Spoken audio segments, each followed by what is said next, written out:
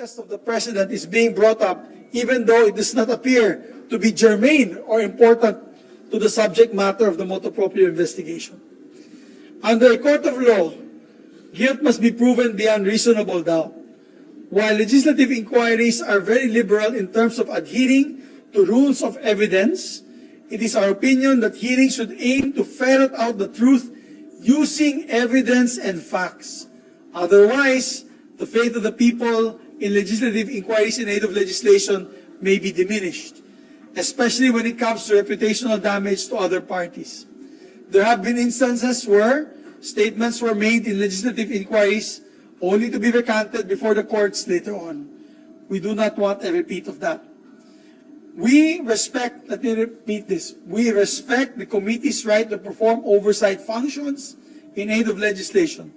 However, we just like to remind our colleagues to be very careful not to use the hearings in aid of political persecution. Yun lamang po. Maraming salamat. And my final says, no matter our political affiliations, senators must be one in preserving the integrity of the constitutional duty to conduct equally in aid of legislation. So, yun lamang po.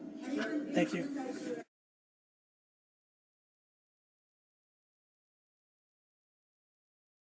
Sa kami kahapon, kinuwit niya sa akin na hindi ito magiging political witch hunt. Yun nga lang, pero kanina nang pinanood ko yung hearing, mukhang yung mga witness nila ay going beyond what should be given under testimony under a court of law. For example, evidence must have been presented, hindi pwedeng hearsay evidence. Yan ang binagip ni Senator Jinggoy. Mahirap yung hearsay evidence eh. If we accept hearsay evidence, marami po tayong matatanggap dito na witnesses na gano'n na lang, gagawa na lang sila ng storya na narinig nila galing kay Juan de la Cruz na ito ay gumagawa ng ganito, ito ay nagpatay ng tao, ito ay nagnakaw. Kailangan meron tayong direct evidence, facts that we can present. It has to be a preponderance of evidence to be able to come up with the right answers and conclusion to this case. Kaya, ang akin lang dyan, mag-ingat lang tayo, huwag po tayo magpagamit for political persecution. This goes for every committee hearing, ha? Hindi lamang ito. Alam ko, magkakaroon committee hearing dito sa gentleman's agreement. Ganon din. Ang caution ko sa chairperson and the members of the Senate is let us try to avoid making these hearings into a political circus or for a political witch hunt. Thank you. Well, ayoko i-preempt ang desisyon ng ating chairman about that. Ang akin lang, ang posisyon ko lang, habang nagmamonitor ako kanina, wala naman sila napapakitang panibagong ebidensya, kundi kung sinasabi lang nilang dokumento, hindi nga galing sa kanya yung dokumento, galing pa sa isang informant, na ayaw niya pangalanan, wala tayong, paano yun? Hindi first hand information. Buti sana kung siya mismo ang nakakita ng krimen o yung masamang pangyayari. Hindi. Galing lang siya sa informant niya. So let's be very careful about that, gentlemen, ladies. Thank you very much, sir. Thank you. Because the danger of that, of Senate hearings becoming a political issue. Well, we could lose credibility as an institution. Maraming magagalit sa amin, unduly,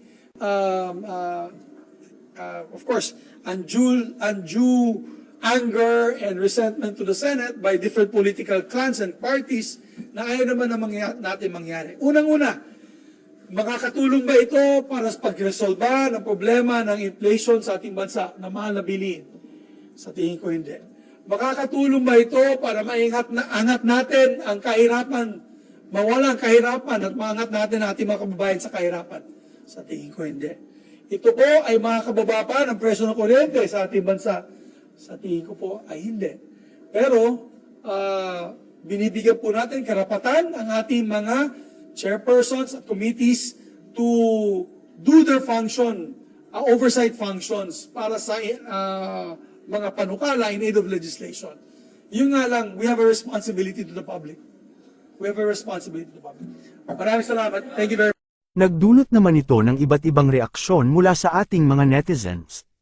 Ayon kay @ShockOboy, matagal ng circus ang Senado.